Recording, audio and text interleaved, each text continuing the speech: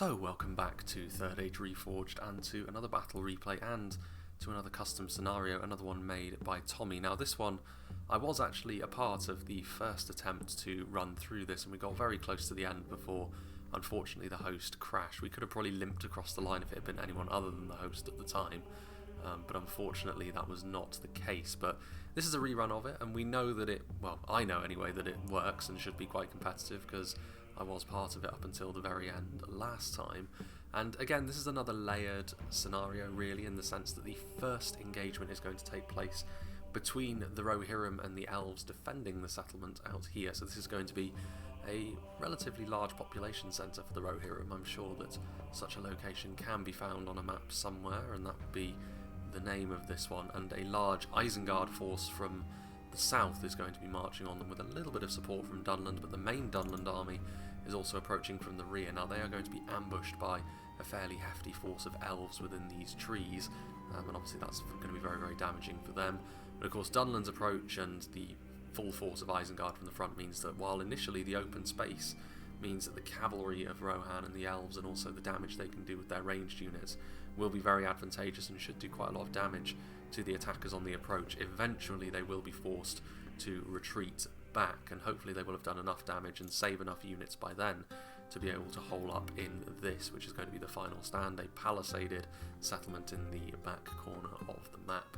So we'll go through the attacking armies first and foremost, and we'll start off with the army that I was when we played this scenario, when I was a part of it, and that's going to be Colonel Speaks. So he's going to be playing as one of the three Isengard forces. It's worth saying Isengard are normally pretty hefty in terms of their anti-cavalry abilities, and that is true here as well, but there is more of an emphasis on their standard infantry and their abilities up close in melee.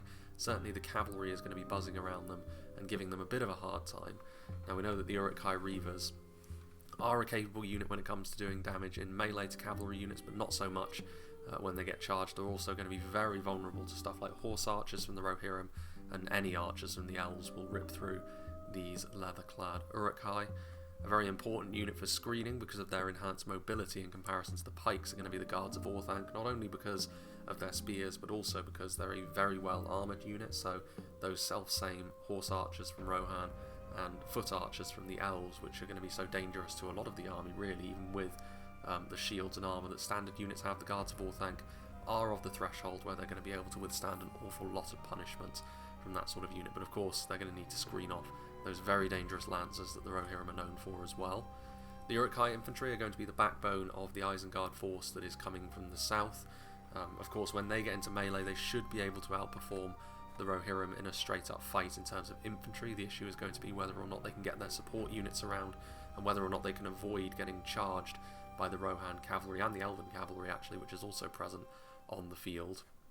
So that's going to be interesting. But again, the armour and shields do mean that certainly standard archers are not going to be able to do quite as much damage to them. Another important unit is going to be the crossbows, both early and later in the fight, depending on how they're able to mitigate their ammunition use for potentially taking the settlement at the back, because of course we all know how dangerous crossbows can be in the hands of attackers. But zoning out cavalry is also going to be one of their main priorities, I think, because of the level of stuff that Rohan are going to be throwing at them, and bolts can be one of those ways which you can also defend your army. Very important is of course going to be the wargs as well. The wargs are going to give a bit of mobility to Isengard and allow them to try and go blow for blow with some of the enemy cavalry units, but of course as we get onto the Rohan armies in just a moment, you will see that their cavalry amounts are significantly higher. So this is again in conjunction with the crossbows and the spears. You do have the makings of a good anti-cavalry force. It's just how you utilise them that is the big difference maker. And of course we have the pikes. Obviously pikes are going to be devastating to cavalry in melee, but it's also going to be unlikely that you're going to be able to tempt cavalry into charging into your pikes unthinkingly, and they also make for a good choice of target for those elven archers and the Rohirrim horse archers.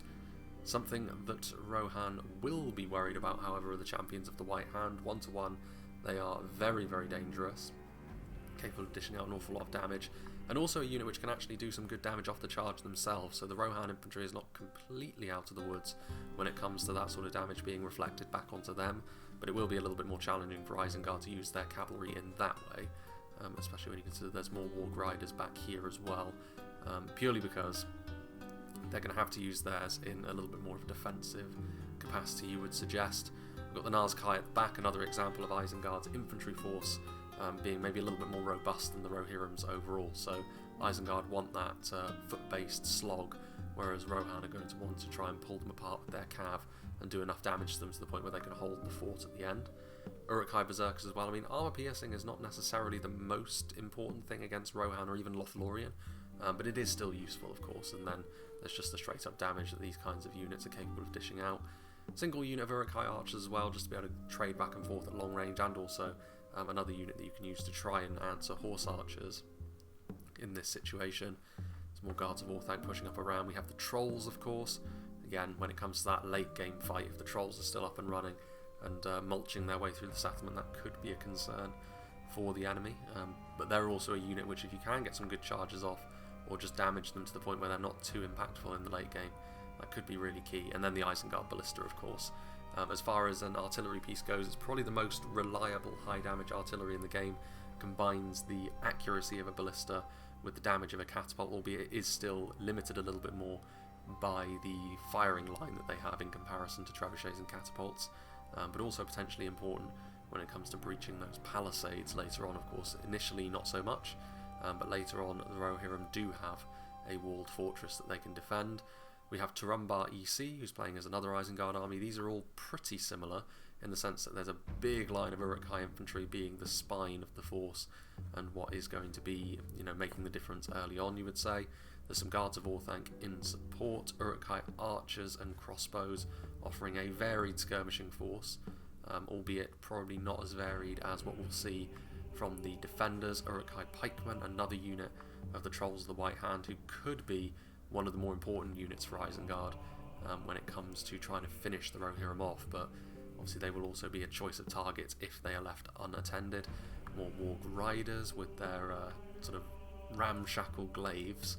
We've also got the Champions of the White Hand once more. Nazkai, second unit of Guards of Orthanc and Uruk-hai Berserkers. There is a second unit of Trolls in this army as well, so a little bit more of a damage spike there, but no Warg Skirmishers, so all of their Wargs are going to be melee offerings and a little bit more vulnerable perhaps to Horse Archers as a result, and another unit of Uruk-hai Archers as well. So some minor differences, but not too many. And then the final Isengard army is Ricky Beagle. Again, several units of these Uruk-hai infantry on the front line. Uruk-hai crossbows once more. Again, Guards of Orthanc pushing up these rams, which will be important because obviously not in the initial settlement, there's no gates or walls, but later on siege equipment is going to be important for dealing with the settlements at the back. Uruk-hai pikemen, another unit of the Trolls, so that's a big damage spike for Isengard. The Ballista once more. Again, Berserkers and Nazkai, more Warg Riders and more crossbows. Second unit of crossbows is pretty big actually. And then the Champions of the White Hand as well, but everything else much the same. Another unit of Warg Skirmishers over here as well. Now moving on to Isengard's minions in Dunland. We have Tommy who's playing as them. He was actually on the defenders last time around, but this time he is going to be playing as Dunland. Dunland have probably got the hardest task of the attackers because they're pretty important. You do need Dunland to make progress so they can surround this position on the front line so that Rohan and Lothlorien are forced to retreat maybe sooner than they'd like, and also, retreating lanes potentially getting cut off. Those transitional phases are often where the attackers tend to do quite well, but at the same time they do need to support with these wolves, obviously fast movers, along with the wargs. They can get in the way of cavalry and really make a bit of a nuisance of themselves. These are significant units, even though they do have a bit of a shelf life on them. But yeah, this is the force. They're going to be marching through the cliffs and hills first of all. Dunlanding clansmen, I mean, in terms of quality, Dunland are not renowned for having the most impressive units, but in terms of numbers, this is going to be a big force which is attacking from the north. So Dunlanding clansmen and of course anti-cavalry. Going to be important to try and get them out into the open field just to give more hazards for that Rohan and Elven cavalry that's going to be running around. The Dunish warband with their slings could be very, very useful at trying to counteract the Elven pressure they're going to be under early. The Beastmen of Dunland, who under normal circumstances of course are extremely dangerous. In this situation though, they are going to need to try and get out of harm's way of the Elven arrow fire quickly, because they're going to be one of the main targets, you would suggest, because of the damage they can kick out, and a third hit point on them of course as well, but limited armour. We've got the Dunish warband, we have the Ravenborn Warden, so more crossbows, and 2 units of the Ravenborn as well. I mean, In this situation where the elves have got the drop on them, it's going to be more difficult to get the very best out of them, I would suggest, but they can return fire pretty effectively against Lothlorien if the elves are being a bit careless, so we shall see. I mean, another unit which maybe not in its element will be the Ravenborn, those large battle axes of theirs. Again, the armor piercing is not completely wasted against Lothlorien, but this is the kind of unit which will struggle against the elves in melee. Heavy axemen tend to have pretty poor melee defense, and Dunland in general don't have the best defensive values anyway, so the elves are going to be capable of doing a lot of damage at range and in melee to them, albeit their damage is also going to be somewhat useful for trying to inflict damage on the more limited numbers of elves. Several units of them as well, but the Beastmen are also here in several numbers, so it is a pretty dangerous force overall. We've also got the Dunnish Hill Riders, a basic unit of Dunland cavalry, but still more fast movers that can try and get in the way of the enemies. There was someone who was asking for a more cavalry-centric scenario in one of the recent replays. Well, this is certainly it. And then the mounted Ravenborn Wardens as well, so mounted crossbows. They could be the most well-rounded unit of anti-cavalry that the attackers have today. Now then, moving into the hills, we have White Dolphin who's playing as Lothlorien.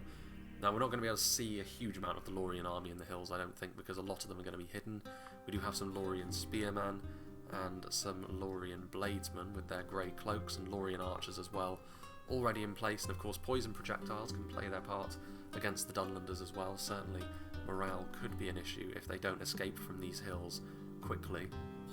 And even the basic elves, of course, are going to be pretty comfortable against most things that aren't the Beastmen of Dunland or the Ravenborn Wardens and the mounted variant. Even the standard Ravenborn are not going to do too well against even basic elven spears because of how those units stack up to one another.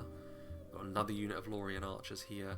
We've got more Lorien spears, and then another unit of Lorien bladesmen as well. So we'll see what else pops out as the battle goes along. As for the outer defences, we can see already we're getting into the cavalry. Zelhain playing as one of the Rohirrim armies. Riders of the Fold being the slightly bulkier unit of horse archers they have at their disposal. We'll see Isengard do have ranged units that they can use to counteract them, but the crossbows don't have as good a range as the riders, and the Uruk-hai archers are not very good as far as archers go anyway. And then there's also the Riddermark skirmishers, so this is going to be an important unit. You would suggest if Isengard do get a bit more adventurous with their wargs, the Riddermark skirmishers could be exactly the sort of unit to counteract that. But of course, the tour de force of the Rohirrim cavalry force are the Sons of Eorl. None of the Isengard or cavalry forces are going to have the ability to deal damage off the charge like the Sons of Eorl do.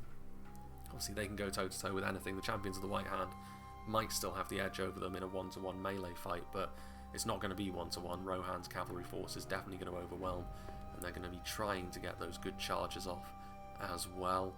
Up on the hill, we've got the Riddermark Axemen. Of course, armor piercing is debatably useful for Isengard and Dunland in this matchup. It's certainly going to be useful for Rohan, considering the armor-focused nature of Isengard. And the Riddermark Axemen are basic in nature, but that armor piercing is still going to be useful, especially when you pair them up with something a little bit more well-rounded like the Westmark Infantry. Not as numerous as the Uruk-hai Infantry, which is their downside, but they do have the defensive terrain and all of the cavalry support that's going to be buzzing around as well. Standard Eastmark archers, I mean, there's civilians defending their homes as well. Don't fancy their chances against the initial Isengard wave, to be honest, but javelins and archers around them, we'll see how much damage they're capable of doing before they're inevitably overrun in this section of the settlement. We've also got the Westmark Marshals, far more impressive than the standard Riddermark Axemen, of course, and one of the units which Isengard will be more concerned about entering melee with.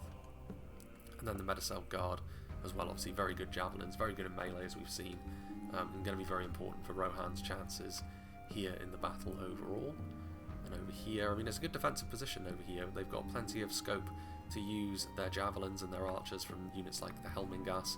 It's quite a lot of ground for Zelhain to cover though, but then he also has got a little bit more in terms of choke points to work with, whereas his allies out there on the flats are a little bit more, it's going to be harder for them to use the terrain to their advantage.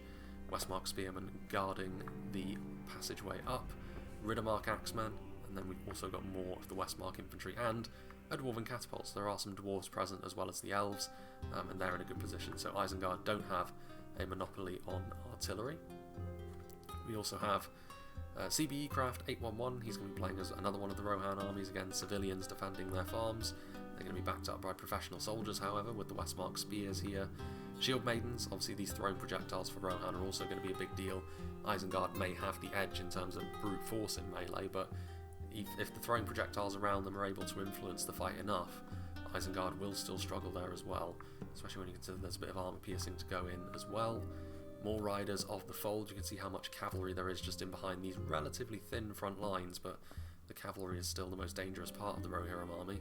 Riddermark skirmishers. We've got some Lords of the Mark, so the multiple HP lancers, not quite as well rounded as the Sons of Aeol, but still very, very dangerous considering that second hit point and the charge damage they have. The Red Shields, a tanky unit of horse archers indeed, and obviously those bows are going to be very important for dealing that damage. We've got Westmark infantry, Riddermark axemen. We do have some helm hammers here as well. Scary for Isengard, no doubt, because of the damage they can kick out in terms of their armor piercing. The big shields are nice, but Isengard's long-range abilities are mostly bound up in their crossbows, and shields are less useful for dealing with that sort of damage. We've got some Eastmark spearmen. We have some Aerid of Aldberg, very numerous. Going to be important to get the best out of them as well. We do have some elves already out on the open field as well, with some Galathrim spearmen from White Dolphin, so he and Tommy are going to have to probably multitask the most, considering how much of the map they're going to have to focus on. Lothlorien cavalry as well, so elven riders joining with the numerous Rohirrim. More Aerid. And then over here, I believe we're getting into the final army out in the open field. We've got Archimonde 1111. More Red Shields, more Westmark Marshals, more civilians right on the front line as well. Riddermark Axemen, more Riders of the Fold, more Shield Maidens. We've got Aerid, Lothlorien Cavalry and Galathrim Spearmen once again, so the elves do have that bit of support over here. A little bit more infantry perhaps over here. There's more Westmarks. There's Westmark infantry and spears. There's Eastmark spearmen with the javelins. Medicel Guard, Riddermark skirmishers, so a lot of javelins over here actually. And then also some Sons of Aeol once more, very, very deadly. So, the final part of the army are those already back in the settlement. We do have some Helm's Hammers, we've got more Riddermark Axemen. Going to be no real surprises here because we've seen most of the Rohirrim roster already. Westmark infantry, got some civilians actually back here as well from the town. Eastmark spearmen, we've got some Helmingas, some Westmark marshals. A unit way up on the hill are the Galathrim nobles actually, so presumably this is a gate that leads through the hills and they're not simply holing up in the fortress while everyone else does the work, but we'll see. Kindred of Caliborn, so the most dangerous of the elven units, including the Guardians of Caras Galadon, are way back here in the TC, but obviously that's where they would probably end up anyway. Westmark marshals, more Westmark infantry, some civilians, and then various units of Eastmarks as well as some more Riddermarks, and some Medicel Guard actually, so yeah, good amount of force spread out all across the field again. This is going to be a fairly multifaceted one. There's going to be a lot going on very quickly, but I think first and foremost we won't need to make any sort of cut, so we'll head over to the ambush that's happening in the canyon, as that's going to get underway immediately. So let's get this show on the road, shall we? So this one is going to be quite a tale of a lot of chaos early on, I think, and the battle will contract as the defenders inevitably do have to retreat, because there is an inevitability to the outer defences simply not having enough infantry to be able to withstand the onslaught, and this elven ambush, while it is in a very nasty position and is very capable of getting a lot of kills, which we're likely to see pretty evidently here, this is only a small portion of the Lothlorien army, and ultimately Dunland should be able to go into the hills and root them out fairly quickly, or at least engage them in melee fairly quickly. When it comes to actually dealing with them up close, that may be a little bit more of a problem for the Dunnish, but they should be able to do so. It's just a case they need to be able to retain enough of their strength to be more useful later on. Of course, the fact that Beastmen of Dunland can hide anywhere is really going to save them from the onslaught of the Elven archers, so the Lorien archers are going to have to content themselves with going after some more rank and file units from the Dunlanders. Of course, the attack from Isengard from the south is also not fully underway yet, because they do have a little bit of a march before they can get into position, but the Dunlanders already retreating from this location as we scoot right over to the other side. We do have the Red Shields fanning out into the open field, as well as the Riders of the Fold, potentially going to put Isengard under a bit of pressure as they move forward, and unsurprisingly it is going to be the spears leading the way. I mean, the pikes leading the way does prevent any sort of cavalry charges, but as we mentioned, I mean, even though the Uruk-hai armour is thick, they still represent one of the best choices of targets that the horse archers can go after.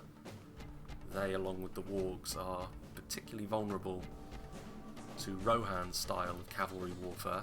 That's where the Guards of Orthanc will come into play a little bit more, perhaps.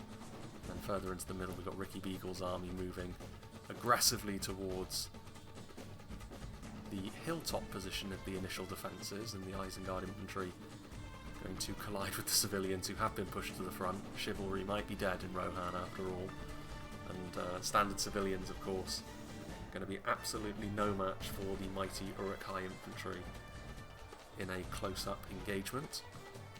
Sindar Blade Masters have made their way to the front as well after coming out of hiding, so there is going to be a bit of elven support on this front line as well, more so than just the spears out in the open farmland. Indeed, the heavy swordsmen will probably be even more useful against Isengard, because they will be able to get through Isengard's rather sturdy defences in melee with the amount of damage they're capable of doing.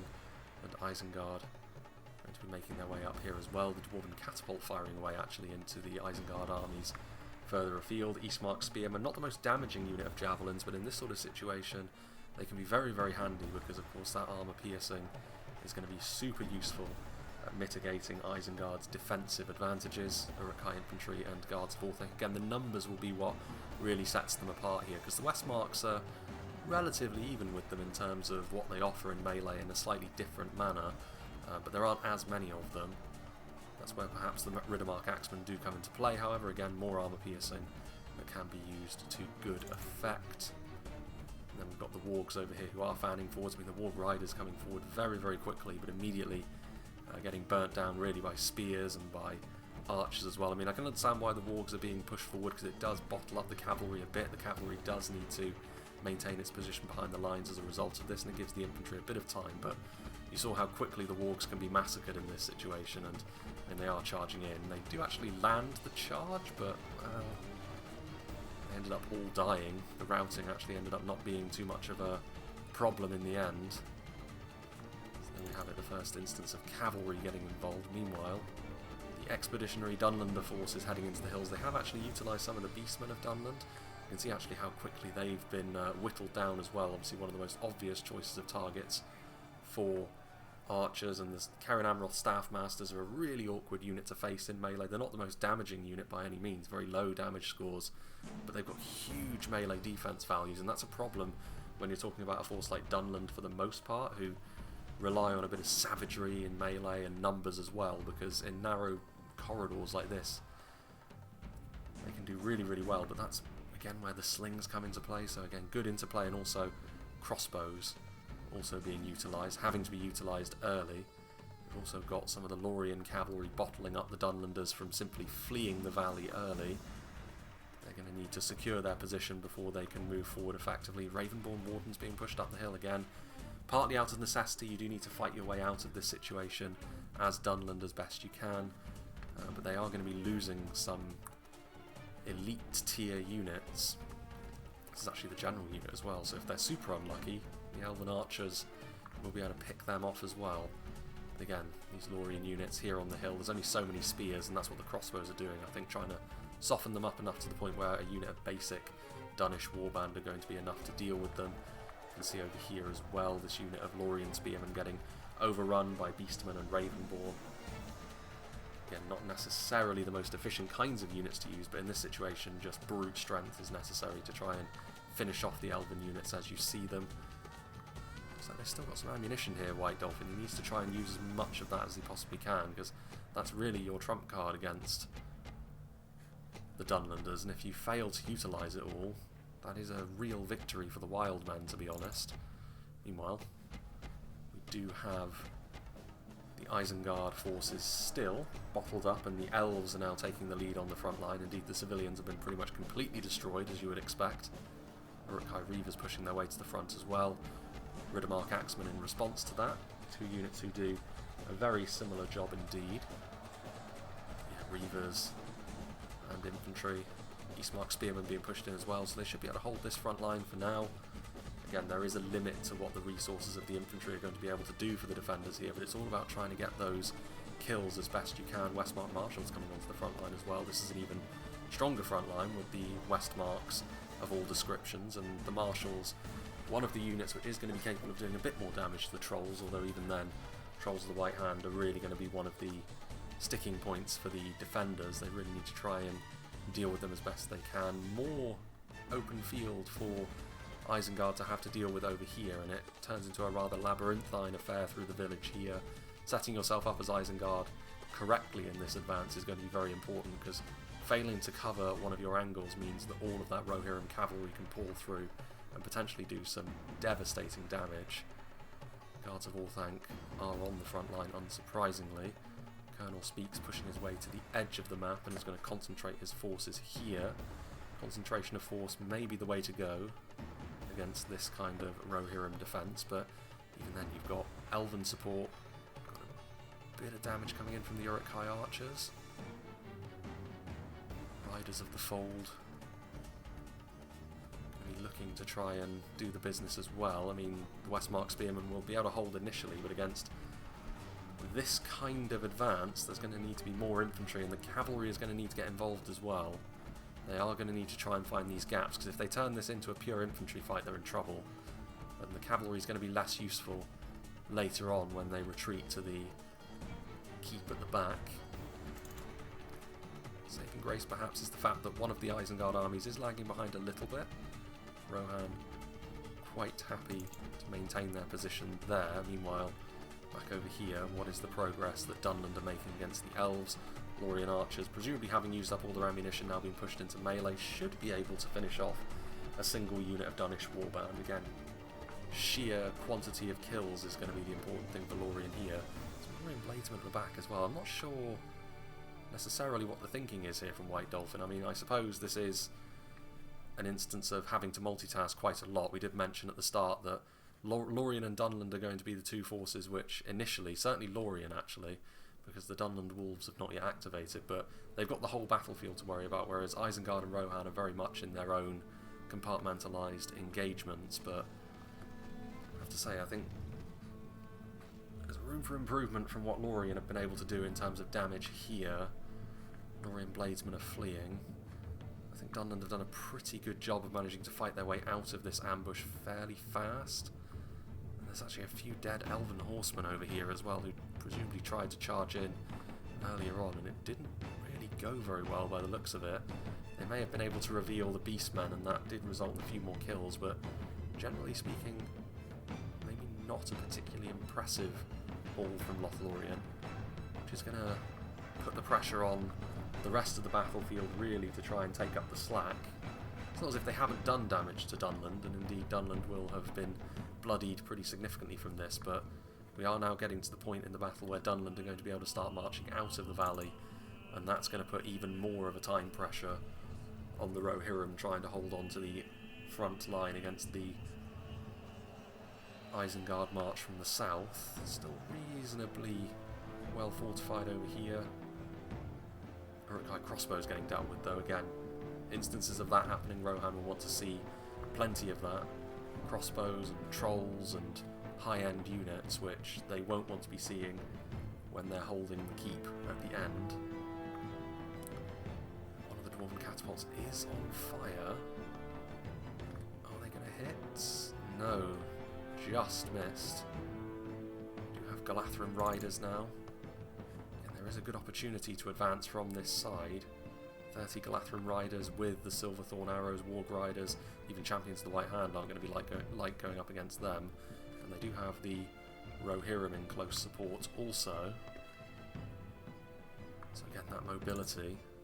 As Isengard advance further and further, you do get the impression that that's when Rohan and Lothlorien will get ample opportunity to use their fast movers, but these opportunities may be short-lived, so the onus really is on them to try and take advantage of them when they see them. The Galathrim warriors will be an excellent unit for combating Uruk-hai infantry with that armour piercing of theirs. You see Isengard are really trying to be aggressive and trying to really force the issue, which is unsurprising given their advantage in terms of infantry numbers. Another unit of wargs that came forward and got consummately beaten. Civilians Still on the front line. Shield maidens have taken a lot of damage, mind you. Ranged units going after them, which is not surprising. I mean, Isengard, they are starting to look like they should be able to get through over here, but again, damage has been done. Riddermark skirmishers coming in, trying to contain the trolls. Again, the Westmark marshals engaging them. One of the better choices. They will land a charge on them as well. I don't think that'll be enough to kill any of them. In fact, it was. One of them did fall as a result of that, and you can see that, I mean, Riders of the Fold don't have the best charge bonuses, but trying to contain these trolls, and if they can kill them off, that will be, again, another really important thing. Eventually this infantry line, I say eventually, very soon this infantry line is going to fall, and then Isengard will well and truly be on the march over here. Be able to try and wrap around, but all of this open space will potentially allow all of the Rohirrim cavalry to start doing their thing. Red shields are still back there. Aeryd of Aldburg, of course, shock cavalry. In a broken field situation, that's where Rohan can be super effective here. And it's a rare thing, actually, where the defenders maybe will be able to take advantage of these transitional phases more than the attackers, but considering the compositions here, that may very well prove to be true.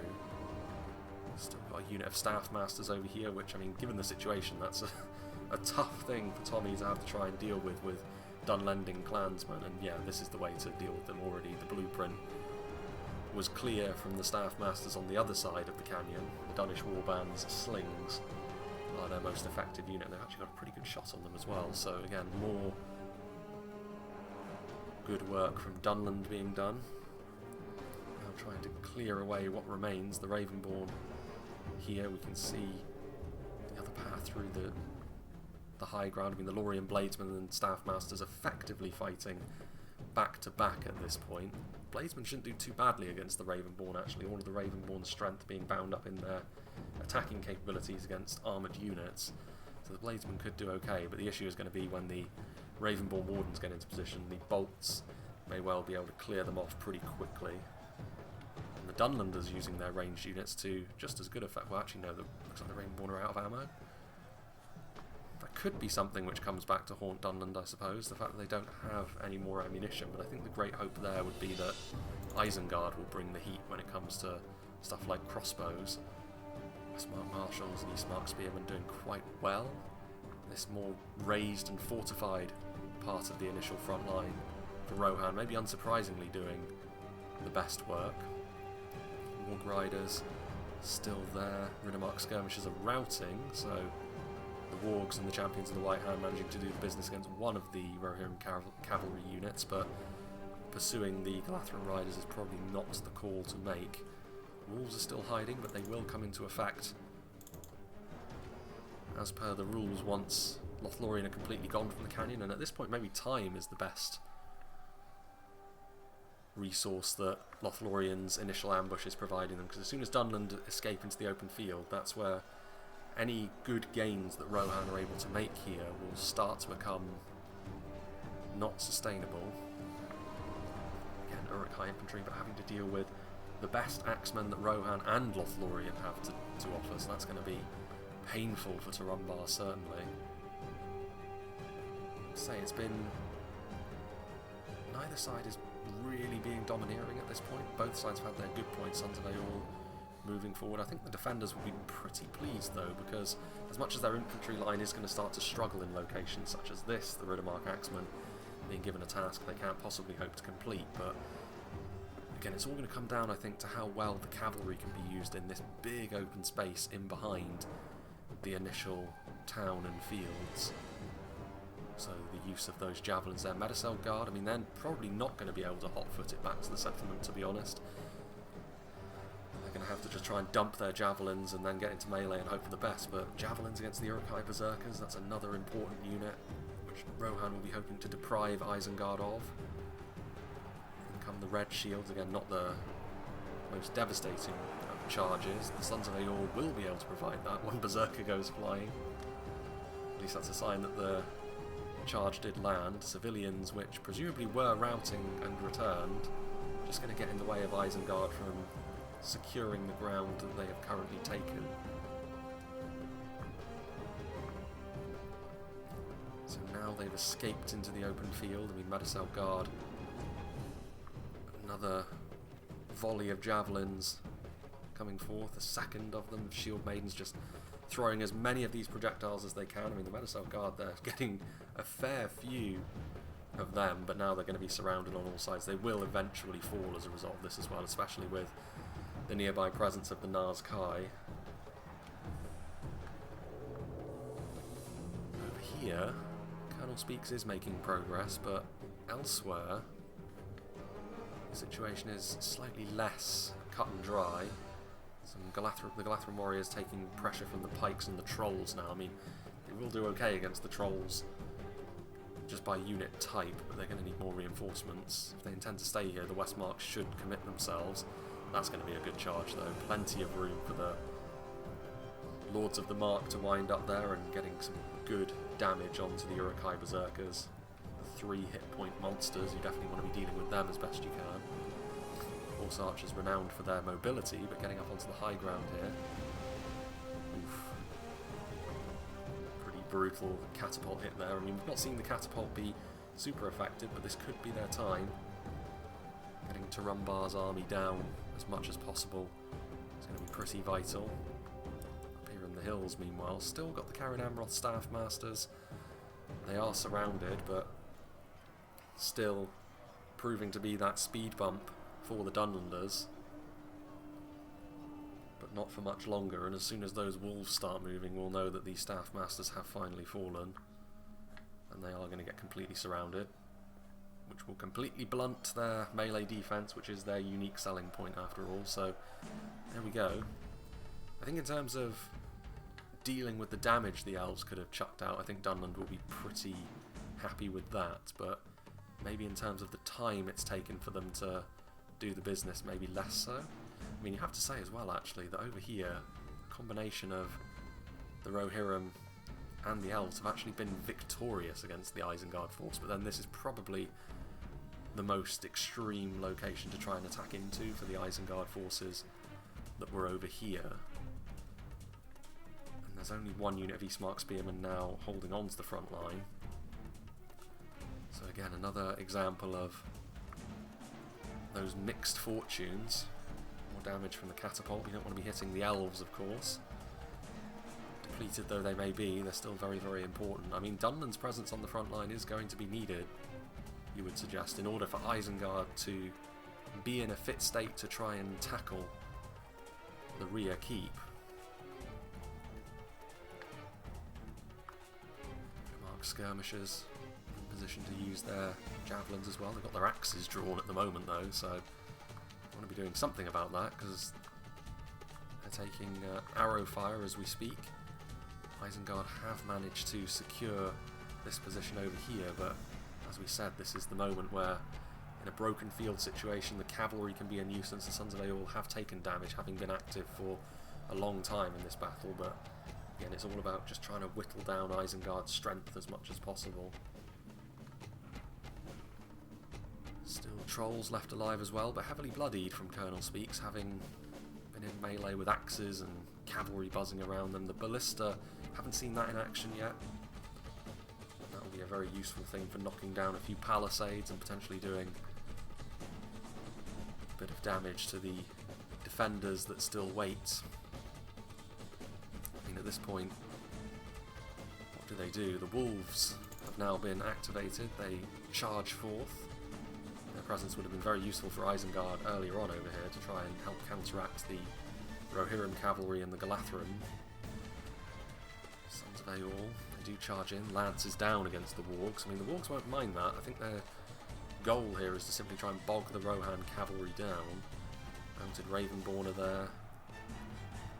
Another concern, perhaps, Riders of the Fold, going towards the built-up area, which is not the traditional hunting ground of a cavalry unit. We've got some ammunition as well, the Riders of the Fold. That's maybe a concern for Rohan, the fact we have seen a few units that still have a bit of ammunition left that have been overrun.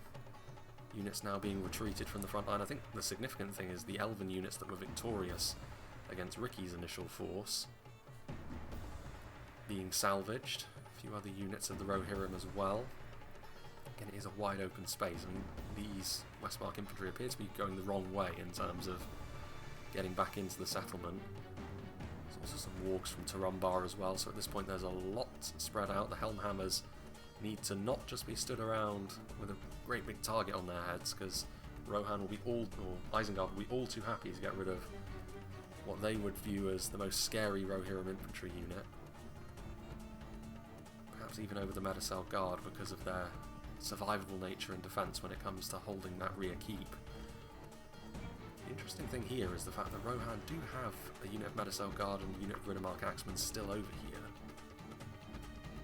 And the attacking force is heading off, so we could end up seeing a situation where there's some Rohan infantry able to reinforce the final stand, attacking from the rear. Medicel Guard are a significant unit to have in that role as well. Riders of the Fold still resistance being put on the front line. Eowyn of Oldburg charging in, but with trolls and pikes around, their presence is not going to last too much longer. Still the Galathrun Riders though, a resplendent unit. Infantry resistance at this point is highly minimal. Uruk-hai crossbows are actually fighting over there. So still, well, now having to deal with the Dwarven Catapult, who, to be fair, I mean, maybe not the most devastating of performances from what we could see from the Dwarven artillery here, but a few hits, and they will, again, just slow Isengard's progress. A few more kills in melee as well. No slouches when it comes to their melee capabilities. The pikes being there will soothe any Isengarder nerves, though. Warg skirmishers getting involved with the Riders of the Fold. The Riders of the Fold are pretty beefy as far as horse archers go, but you'd imagine the Warg skirmishers anti-cavalry bonus will come into play here, but Warg skirmishers' lack of survivability could also prove to be a concern. Still, trolls after them. Eowyn of Oldburg are now fleeing. Pikes, Westmark Marshals. It is a real mosh pit of a fight at this point. Fights happening all over. Dunnish Hill Riders with an opportunity to give Rohan a taste of their own medicine, and they will do so. I thought that would be enough to rout the Eastmark Spearmen, but again, a lower end unit of infantry showcases more mental resilience than I was initially going to give them credit for. Westmark infantry should do quite well against all of these Dunland forces in melee, really. The issue is going to come from the fact that they're going to be surrounded, but they're also taking crossbow bolts, so they're not going to be long for this world either. I'm a little bit surprised they didn't try and salvage this unit of infantry. Everything's going to be really helpful in the condensed defensive position they have, although there won't be any reinforcements. Again, this is a fairly significant Rohan force that was staying behind over here, so it's going to take a fairly significant amount of the Dunlanders to be able to deal with them, and singular units of Dunnish Warband and Dunlending clansmen are not going to be enough. They will need something a little bit beefier, the Beastmen, but then there's again Medicel Guard close by, so this could prove to be a significant bit of resistance here, because it's going to cause casualties no matter how the attackers in general decide to try and tackle it, really, and all of that is going to add up to taking a toll on their strength when it comes to trying to finish the defenders off here. Out here in the open field though, now we're starting to see maybe the Wargs get a little bit of the upper hand. The amount of them, the wolves who were roaming around, or the Sons of Eorl charging in. I mean, we saw the Dunnish Hill Riders doing the business, and they still are over here actually, but the Sons of Eorl with a very nice surgical strike against the Beastmen again. Another unit they'll be wanting to whittle down as much as possible. Ravenborn now waving off, their presence no longer needed. This pocket of Rohan resistance can be dealt with by the remaining infantry that are over here. Still, I mean, that's a fairly hefty amount of Sons of Eorl. Again, the cavalry's usefulness when it comes to trying to defend the final keep is going to be a little bit curtailed, you would think, but when it comes to crossing this open field, there's still the problem. I mean, Lords of the Mark, we've seen them already be pretty dangerous, covering the Elven retreat. Colonel Speaks' army moving forward, are his allies ready to join him? If not, then this could be an opportunity for the cavalry, and the spears not in a braced position, so they are going to take some damage there from the Sons of Eorl, and you may as well, I mean, you're going to lose riders by doing this, but again, just trying to score as many kills as you can as Isengard cross the plains is the way to go. The Guards of Orthanc could be an important unit later on because of how defensively adept they are. Rambar's army, and they are just trying to set themselves up. I mean, there is the small matter of the Isengard Ballista. I think Colonel Speaks has done the same thing that I did when we played this map as well, where the artillery has been saved really for the late game to try and put pressure on the settlement, and that could prove to be an important decision as well. A few good hits on the infantry within, and all of the good work that they have been able to do in this period of the battle for the defenders could be undone with a few good hits from the Isengard artillery. Westmark infantry, the Riddermark axemen together, again against the basic units of Dunland, and understandably, the wild men are struggling.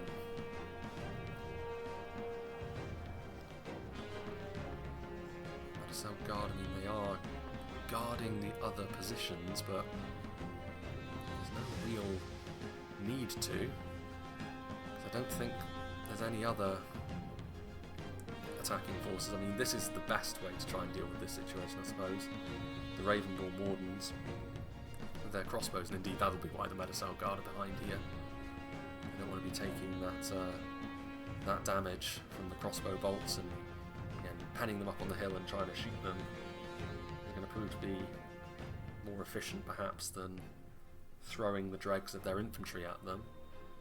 Again, these are bolts that it's another resource which is being diminished. And you can see here Tommy's having to send more units across. I mean, this will surely be a bit of a game changer. The Trolls of the White Hand should be able to clear off what remains from that hilltop, but more Trolls will perish as a result of that, and that's less Trolls dealing with the final stand. Will that infantry advantage that Isengard did have maintain itself? Again, they're still having to deal with Rohan cavalry buzzing around them here. Colonel Speak's army, Riddermark axemen are routing. I mean, here's a bit of a problem. The infantry has gotten away from the artillery crew, and surely that's going to be the choice of target for the Lords of the Mark.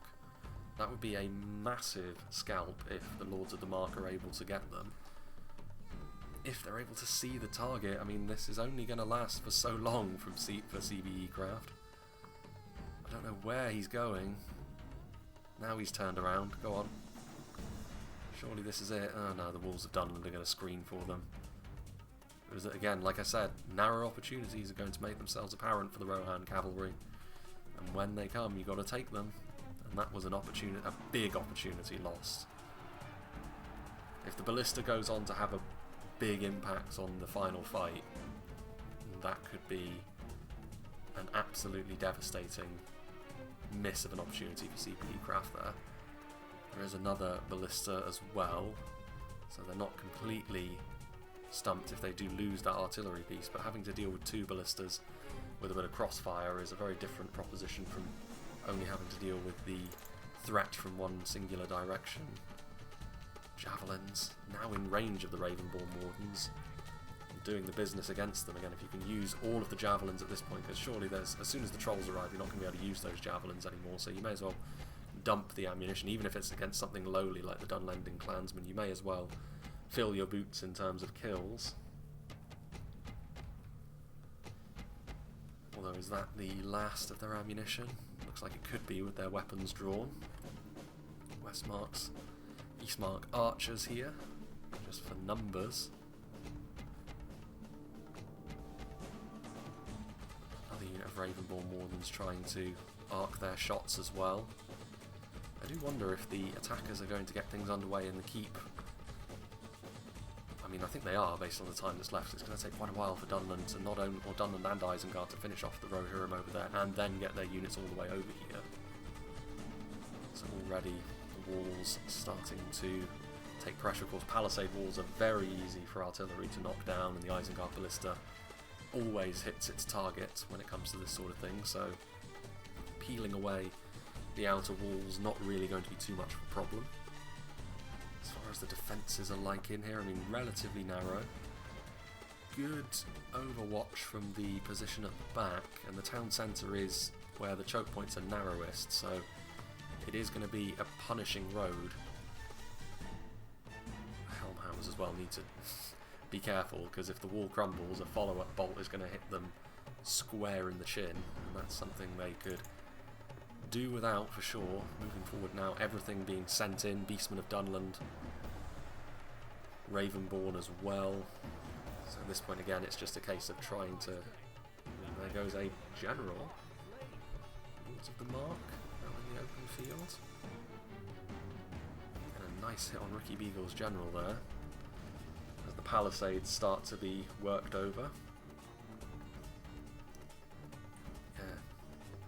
May not have hit that ballista crew, but again, morale could prove to be important as the battle goes along. Lost the general, a key thing.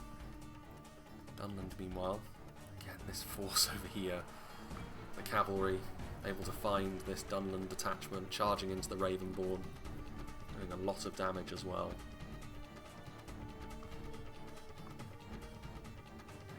Units are pretty much defenceless to the cycle charging at this point.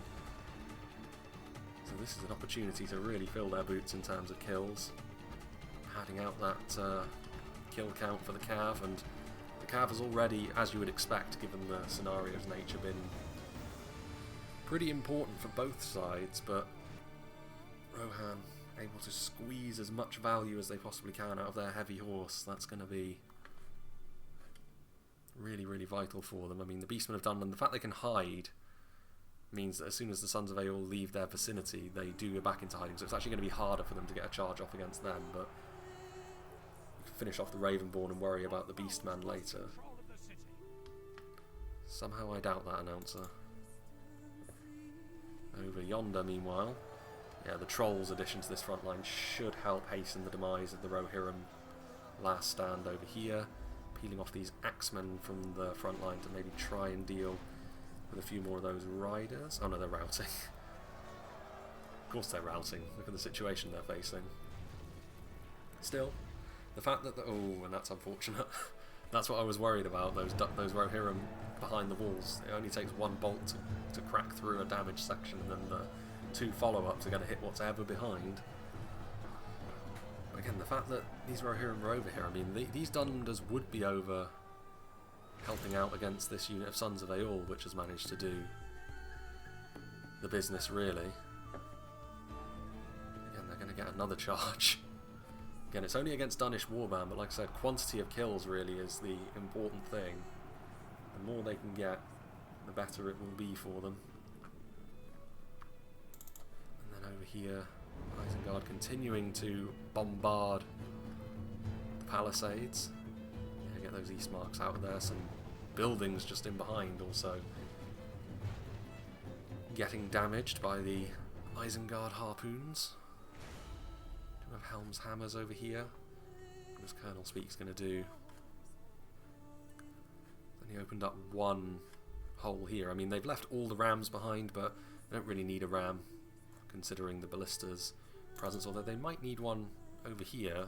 Dunland do not have that luxury. Indeed, they still have an ever-depleting unit of Sons of Aeol to deal with, but ever more kills. This is a good thing that Tommy's doing, though. He's got the Beastmen of Dunland in and around them to act as a bit of a trap. If you charge into the Warband, you're going to end up in a web of Berserker-class units. And over here, again, the Medicel Guard are strong, and there's still a decent amount of them left standing, but with these sorts of odds, it's not going to be their day.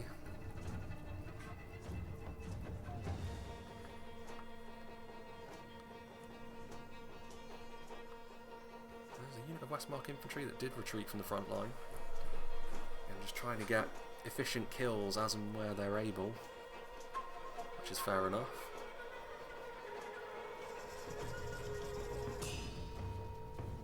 Beastmen of Dunland wheeling around, 57 of them against 90 Westmark infantry. I mean, the support that the Beastmen of Dunland are going to ultimately get is going to make this a bit of a non-issue anyway. I think Zelhain can be pretty pleased with his work here on this hilltop. Made life more complicated than it could potentially have been for the attackers, and as the attackers you want a nice by-the-books situation where you can use your numbers and leverage them really to try and crush the defenders. Yeah, Medicel Guard. Defeat is a distinct possibility. They're taking crossbow bolts, Ravenborn axes are going to be a bit of a problem for them, but a few more kills possible. Here come the Dunlanders.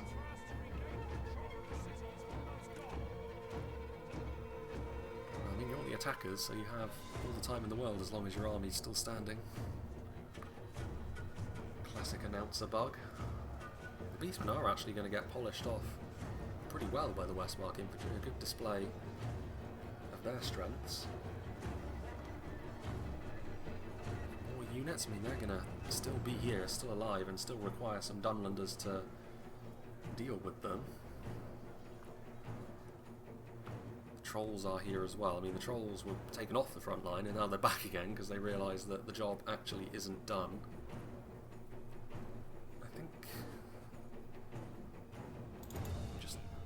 Having a look over here, I mean,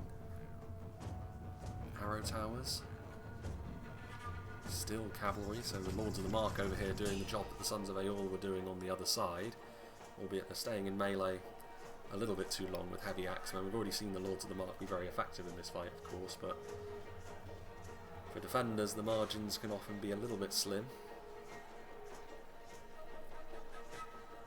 Reavers will do the job of mostly finishing them off, to be honest. 4 of them still alive, but abilities diminished. Again, they have a ram they're able to push over here. Ricky Beagle's moving his artillery, so the remaining bolts are going to punch a few holes in the wall, so that'll save them from having to go way back south and pick up some of the rams that they left behind. I think part of the problem there was the fact that the rams were initially manned by like guards of Orthanc, which you really need as the screening unit initially to deal with the cavalry. All hands on deck. Westmark infantry. They did very well against the Beastmen of Dunland, but they're far less likely to have that kind of impact against the Trolls of the White Hand.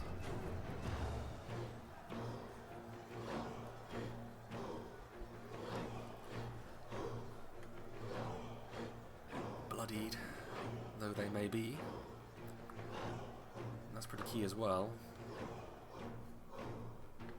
Some pretty nasty defensive units do still wait for the attackers in the final stand, so should be enough to finish off depleted and injured Trolls as opposed to fully fresh combatants. But it is still on a knife's edge really, because the attackers started the battle with more infantry in general. The cavalry is now no longer going to be a factor, and they can try and use their superior numbers and muscle to crack the defenders open really. And of course there's still the matter of the artillery, which could be another thing which impacts the battle quite a lot. Dunland starting to move forward. I mean, they could begin the attack now and just treat the Dunlanders and the Trolls that were finishing off the Rohirrim in that settlement, the outer settlement anyway, as reinforcements to arrive later.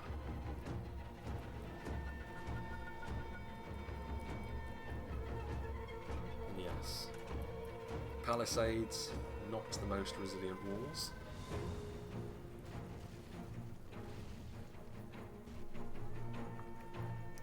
Another of them falls. Civilians. I mean, more civilians, I guess. Not all of them were sacrificed in the farms. Uruk-hai pikemen are the first ones moving forward. There's a whole army that still waits as well. It's an interesting move to screen ahead with just a single unit of pikes. Are they going to move in, or are they just going to marshal these gaps? Only a unit of civilians that waits for them on the other side, I suppose, but yeah, these are the first Uruk-hai to enter the walled settlement.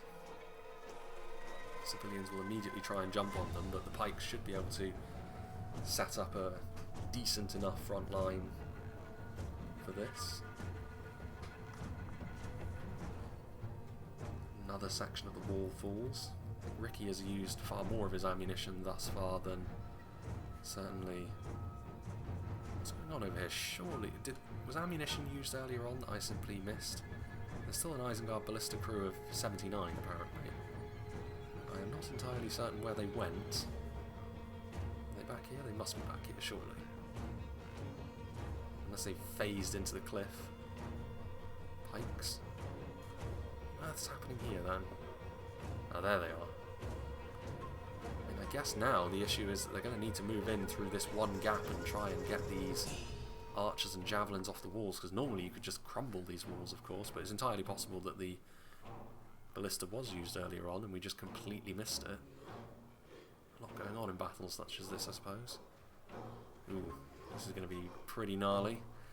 Nice volley from the Medicell Guard. I mean, the wargs are coming in, but the Medicell Guard won't be too concerned by 3 wargs. Should be able to bring them down pretty fast. But the wargs will get in the way of another volley, only the one that the Uruk-hai pikemen will have to suffer, because more wargs and infantry are on the way. So, I mean, the attack is underway, really. Ready or not, here we come. In come the wargs once more, and it is only Westmark infantry here. No anti-cavalry bonus, but we'll see if that can be added. Ridmark Axemen wouldn't go amiss in this sort of situation. There's only 1 infantry unit on the front as well. They may need to think about getting some reinforcements forward. Sharpish. They are starting the attack over here as well by the looks of things. Indeed. Civilians, the ones that were left over here, and immediately dealt with very, very quickly. They do have units in reserve, and there's only... I think there's only 1 route to take. I mean, there's no... You can go over here, I guess, but there'll be no reason to. Dunland are going to have to go through this narrow passageway. They have the longest route to the town centre because they have to meet up with the Isengard force from the front anyway. Whereas Colonel Speaks does have the option of going directly to the town centre, and indeed he has the straightest shots at dealing with that vantage point that the Galathrim nobles are on. So here we go. Uruk-hai pouring in with more or less, actually, I mean, a little bit short, but nearly at the final 10k frames. The classic endgame marker. And so it proves once again. Helming gas, they still have ammunition? If they do, then that's absolutely the right thing to do. If they don't, there's a case for saying you should be sandwiching the Uruk-hai infantry between themselves and the Riddermark Axemen. A single unit of these Riddermarks isn't necessarily going to be enough to get things done either. They're in a little bit of danger here, I think, the defenders, of undercooking their initial defences. They're saving stuff, but if you're going to do that, you may as well retreat a little bit sooner and not bother with this sort of nonsense on the front anyway. The issue with doing that, of course, is you bottle yourself up, and potentially any sort of leftovers from the ballista or any crossbows that may reveal themselves could be a real problem. The Ravenborn Wardens finding a gap, the Riddermark Axemen not on top of things. Rohan falling back, and I think that is generally the sentiment now, trying to consolidate, and that's absolutely the right thing to do. If you can get to the town centre, I mean, Guardians of Karas Galathon are going to be a fantastic frontline unit, but only if they've got sufficient numbers around them for them to display their talents. The crossbows, the archers trying to do some damage. Riddermark Axemen and indeed the Westmark Marshals would be excellent choices of target. Not the most accurate of shot, but any damage done at this point would be worthwhile, you would suggest. I mean, having to consolidate his army in a very dense manner, Colonel Speaks, and Eastmark Spearmen able to get some good hits with their javelins as a result. Again, there are more devastating units, of course, but every bit of ammunition that is well used for the defenders brings them a bit closer to victory. Galathrim Spearmen and Westmark Spearmen. Good solid defensive unit. The Helm's Hammers are there as well. The trolls. I mean, the trolls would probably be brought down as a result of being in and amongst a load of armour-piercing Rohirrim infantry. Indeed, one of them falls. Kindred of Celeborn, if they can get up onto that wall as well, that could be really devastating. Those throwing axes. Any sort of hits from the throwing axes would be useful here, because this is the biggest blob of Isengard forces that still remain. And this is going to be pretty painful. Throwing axes do have a decent arc on their hits. I think the target would be the pikes, but really if they hit anything, the damage is going to be worthwhile. So things looking pretty good for Rohan there. But elsewhere the attackers were having a bit of joy, and indeed over here Medicel Guard trying to hold on to the front line, but trolls are going to crush them underfoot. And those mounted Ravenborn that Tommy managed to slip around the lines have proven to be a bit of a menace. Yeah, the kind of chaos that you can see starting up over here is more in favour of the attackers than the defenders. More damage being done. Eastmark Archers, again, not the most devastating unit, unlike the Kindred of Celeborn, but again, all of the ammunition that can be used in an effective manner is going to be really important for the defenders.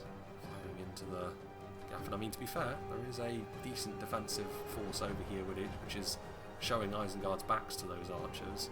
Just the one unit of Westmarks, though, is going to be tasked with trying to stop the vast majority of the Dunlander infantry that still remains.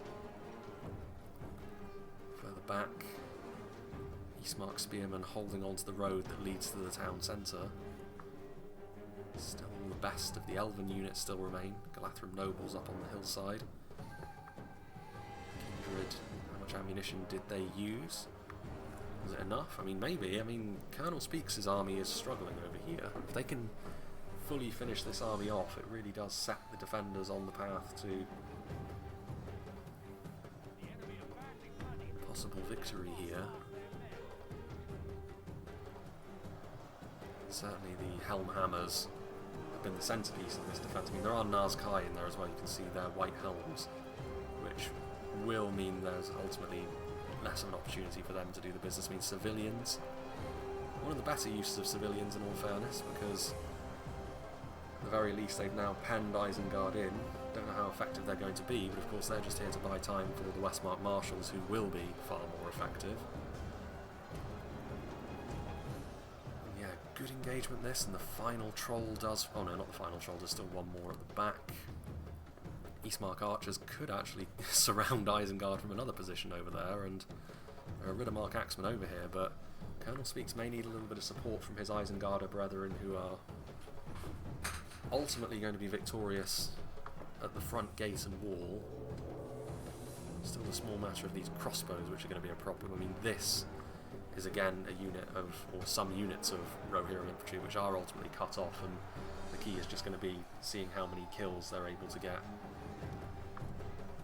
I think as well those Westmarks were taking a bit of damage from the crossbows, again completely open to attack. Spearmen pushing forward, trying to interrupt the Ravenborn Wardens in melee to prevent crossbow bolts hitting them from both sides at the very least.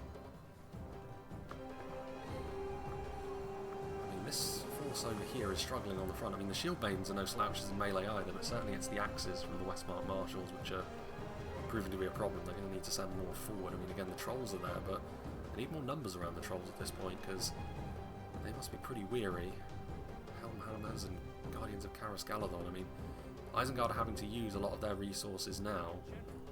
The defenders got a little bit more in reserve. There goes the Dunland General. I mean, he has been in harm's way for quite a while when you cast your mind back to the Ravenborn being in a bit of a back and forth with the Lothlorien archers in the canyon earlier, so finally his luck runs out, skewered by a Rohan spear. And the Westmark Marshals are simply waiting really for the civilians to be completely dealt with, but at this point even the civilians are fighting evenly, so you'd have to say the defenders are looking pretty good at this point. Probably going to win this engagement, and then they will also have more to bring forward. I mean, more Westmark Marshals, Galadhrim Nobles. I don't know, I mean, the attackers are going to need to try and get a really good victory over here. And they have sent in the Nazkai now, which should hasten the demise of the men still fighting, men and women.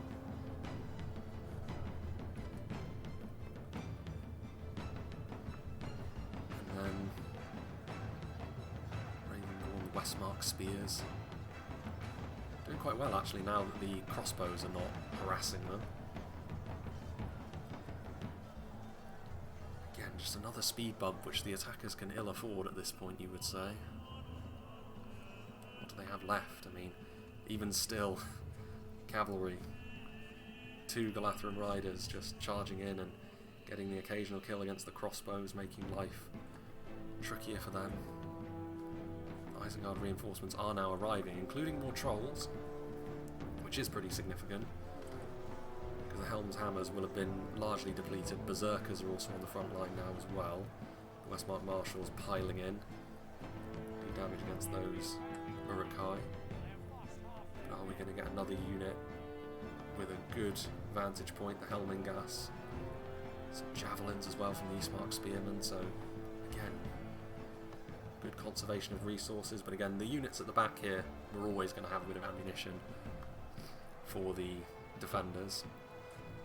The Helmingas, they are going to be able to fire in.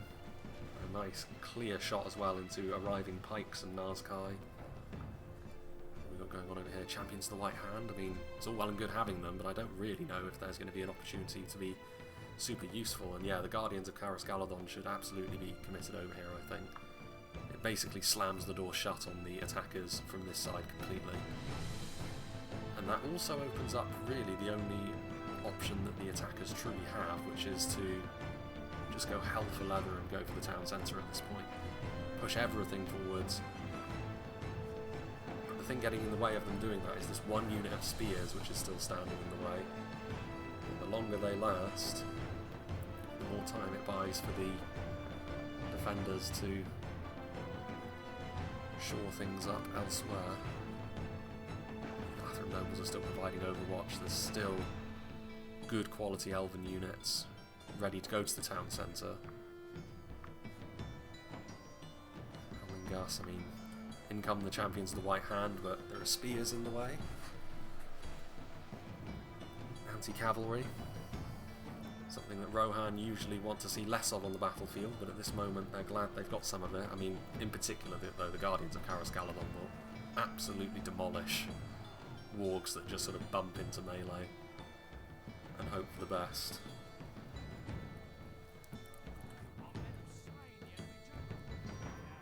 There goes a Rohirrim general, which is all well and good. I mean, maybe trying for a mass rout at this point would not necessarily be the worst thing, but immediately the odds are evened in that regard. Again, that position for the Helmingas is just perfect. I'm actually, like, the thing that would have made this engagement a landslide for Rohan really is if the Kindred of Celeborn were put up here. Throwing axes from this position would have levelled the Isengard army really. But the Helmingas are certainly better than nothing, and all it's doing is turning the screw on Isengard really. Some depleted horse archers are here, going after the Uruk-hai crossbows, and that's probably what the Westmark Marshals are going to go after as well. There's another potential avenue back in for the attackers.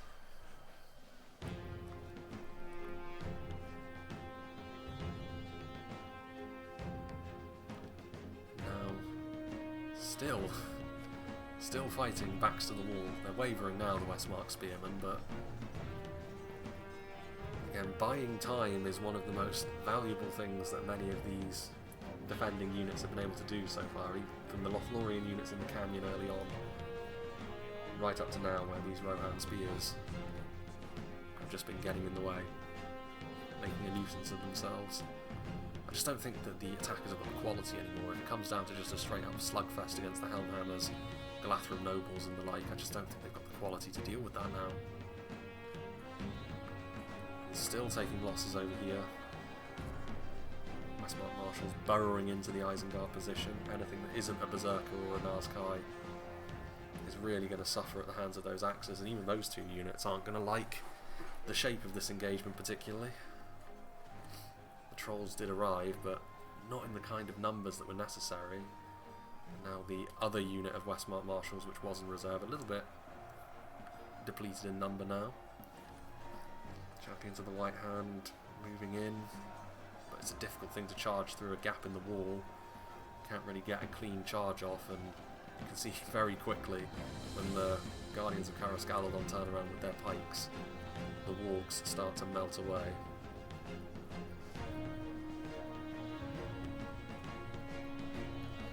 Riders of the Fold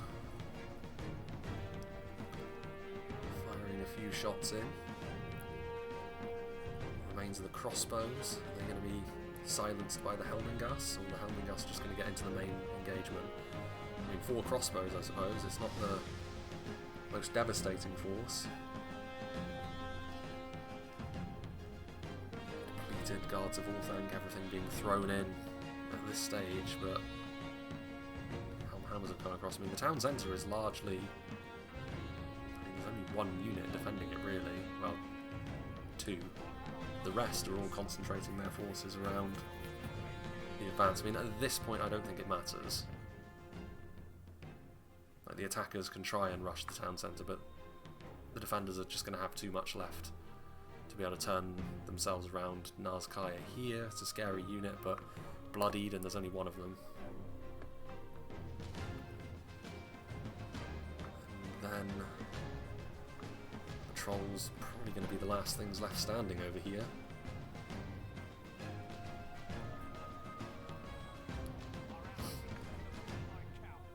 Sindar Blade Masters here.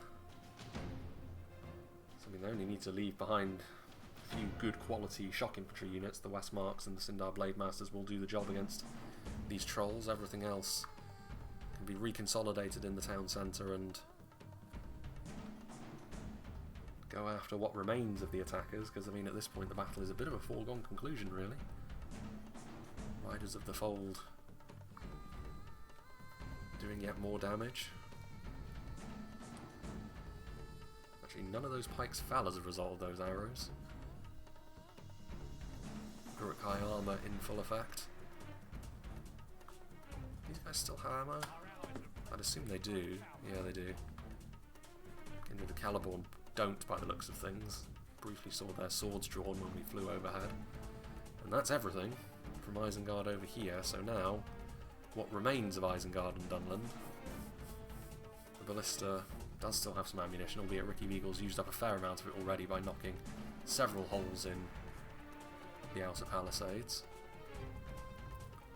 Nazkai, I mean, it's a tempting target, those Galathrim nobles up on the hill. You might hit that building, but that tower would actually crumble if you hit it a few times. Silverthorn arrows raining down on the Nazkai. Isengard's finest they may be, but this is a situation their might will not be enough to dig their team out of. And immediately the Dunlanding clansmen start to flee.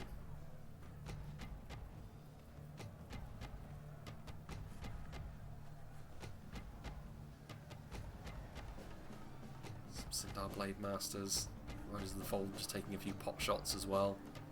Actually interesting that all of the defenders are coming back here. I would have thought that a detachment of them could go around the other side. The Isengard Ballista, I mean, I suppose they could just try and fire directly down the street, but friendly fire for the artillery, the way that the AI works, it can be very difficult to convince your artillery to fire through your own men. And indeed, they are going after the Galathrim nobles and doing a lot of damage to them as well. There's no real escaping the Isengard Ballista when it has you in its sights, other than putting structures in the way of yourself or simply getting out of its sight. Defeat seems almost certain, indeed. The Dunland announcer is not feeling confident about this situation, and why would he?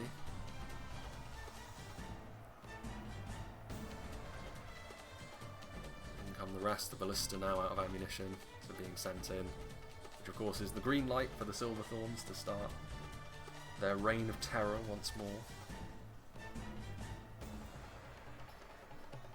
There we have it, I mean the difference. Yeah, seems about right. 4 at the moment will probably remain I mean, it'll probably be like 6 by the time the battle is all said and done, which seems fair based on what we've observed here today.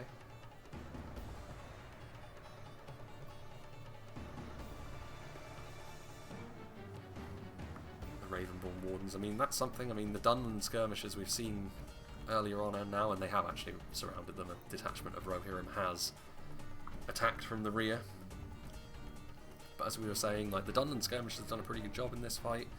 The Isengard one's probably less so, and obviously Isengard proportionally were a big part of this army. And I think that outer defence, I mean, we'll talk about it in the endgame splash screen, but I think the defenders did a really good job on that outer defence, the Rohan-led one.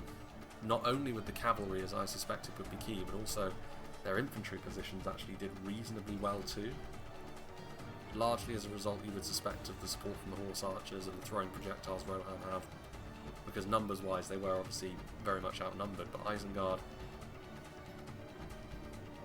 made to pay by the cavalry, the infantry and the ranged support, and paid enough to the point where they didn't have the strength to be able to take the final stand, and that was always going to be the goal for the defenders going into this. Doing enough damage to the attackers to the point where their attempt to take the settlement is blunted, to the point where they don't really have the go within them anymore to be able to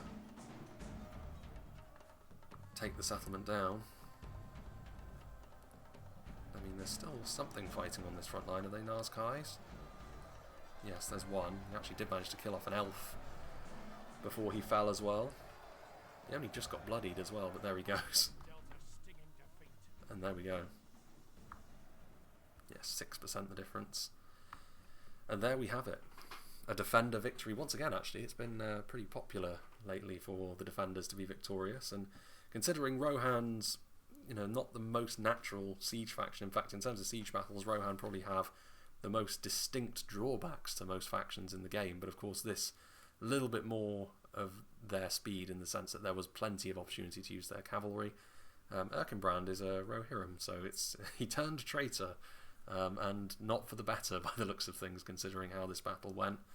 But yeah, that's what I would say. I think, well, when we played this battle, when the host crashed towards the tail end, the attackers were going to win. And I think the key, when we were on the attack and we looked like we were going to win, going into this late game we had more in terms of high-end resources than the attackers had this time around. Specifically, we had more trolls, and we had more in the way of artillery ammunition to be able to pepper the enemy up, and that was very significant, I think. I think this time around the Rohirrim actually did a better job with their cavalry in the open field when that initial defence fell. I think you could see several instances of the cavalry doing a lot of damage, and even the initial infantry force. Like, I think one of the main differences here is the fact that Isengard, they were a little bit slow in moving forward, and ultimately the farmlands, like, they were able to get forward quickly, but they just took more damage on the approach than we did that last time. And it's not as if we didn't. Obviously, we did take pretty hefty casualties, but not to the same extent Isengard did this time around, which I think is very, very key. I mean, numbers-wise, it was actually relatively even. Obviously, the attackers did have more, but not tons more in the traditional sense that we know it. Because Isengard are more of a well-rounded orc faction, and Rohan a little bit more of a numerous human kingdom, albeit the cavalry does skew things a little bit there as well. But yeah, what could the attackers have done differently? I mean, Dunland did well against the elves in terms of avoiding damage, but they ended up getting caught in the canyons against them for longer than they would have liked. And I think maybe an earlier arrival of Dunland along with the wolves maybe would have made a bigger impact on Rohan being able to use their cav, and likewise the elves. And Isengard from the south, I think there was a case for saying maybe Ricky should have been less aggressive, but the other two should have been more so. Ricky's attack completely failing on one instance. I mean, I know that he had the hardest task to try and force Rohan off of the high ground, but with the infantry numbers he had, it should still have been possible. It wasn't the entire Rohirrim army that was holding that ground up there after all, and the catapult was actually pointing in the other direction most of the time. So there is that to consider. And yeah, but ultimately I don't think it was necessarily the attackers' failings. I think it was more the defenders on the front against that Isengard push, using their cavalry and their ranged resources to really good effect, and actually that continued when we were talking about the final stand as well. And the attackers did some things very well as well, like the artillery in the late game doing, managing to poke a few holes in there. The infantry did ultimately have its effect. I think Dunland in particular, I think, they, again, avoiding that damage at the hands of the elves was key, but then again they did suffer a bit at the hands of the cavalry in the open field later. Again, that's more good work from Rohan more so than any sort of failing from the attackers. But let's see what did the damage for Dunland, because that's what that's the army that we're seeing things from the perspective of. The Warband did very well against those Staff Masters and the standard Lothlorien units in the hills. The Ravenborn Wardens and the crossbows in general I think were pretty impressive. I think the mounted Ravenborn Wardens were by far and away I think the single most effective unit that Dunland had, because we saw them slip in and around defences, we saw their crossbow bolts be used to really good effect against Rohan infantry early on as well as Elven infantry. Ravenborn, very mixed. I mean, well, I say very mixed, actually it's relatively poor across the board.